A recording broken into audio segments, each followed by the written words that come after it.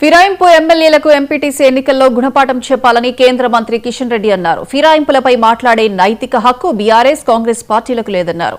10 మంది ఎమ్మెల్యేలు పార్టీ మారలేదని అబద్దాలు చెబుతున్నారని మండిపడ్డారు. ఎమ్మెల్యేలు పార్టీ మారలేదని స్పీకర్ ఎలా తీర్పు ఇస్తారని ప్రశ్నించారు.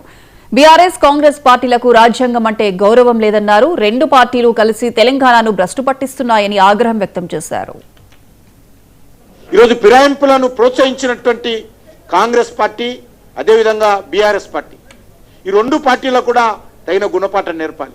ఇది సిగ్గుపడాలే కాంగ్రెస్ పార్టీ, సిగ్గుపడాలే బీఆర్ఎస్ పార్టీ.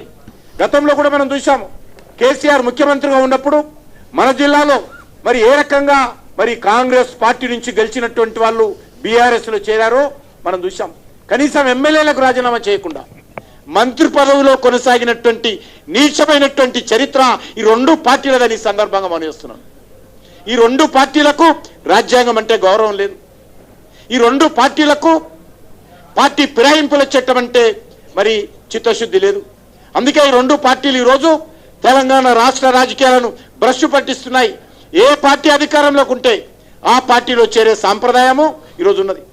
ఈరోజు అడుగుతా ఉన్నాను బీఆర్ఎస్ పార్టీకి, మీ పార్టీ కోటేసి గెలిపిస్తే ఎందుకు ఈరోజు మీ పార్టీని కాదని 10 మంది ఎమ్మెల్యేలు కాంగ్రెస్ పార్టీలో చేరారో ఈరోజు బీఆర్ఎస్ పార్టీ చెప్పాలి.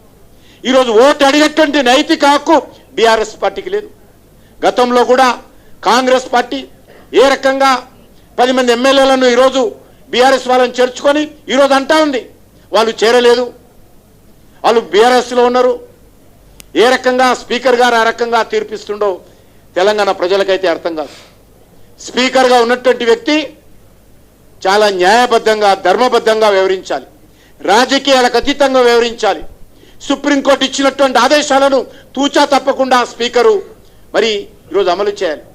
కానీ ఈరోజు ఈ రెండు పార్టీల నాటకాలు, ఈ రెండు పార్టీల పార్టీ ఫిరాయింపులు, ఈరోజు పార్టీ ఫిరాయింపుల మీద మాట్లాడే నైతిక హక్కు బీఆర్ఎస్ పార్టీకి లేదు. పార్టీ ఫిరాయింపుల మీద మాట్లాడే నైతిక హక్కు కాంగ్రెస్ పార్టీకి లేదు. ఈ రెండు పార్టీలు కూడా తెలంగాణ రాష్ట్రంలో ఏ రకంగా రాజకీయాల దిగదార్చిందో, నైతిక విలువలను పతనం చేశారో మనం చూస్తా ఉన్నాం.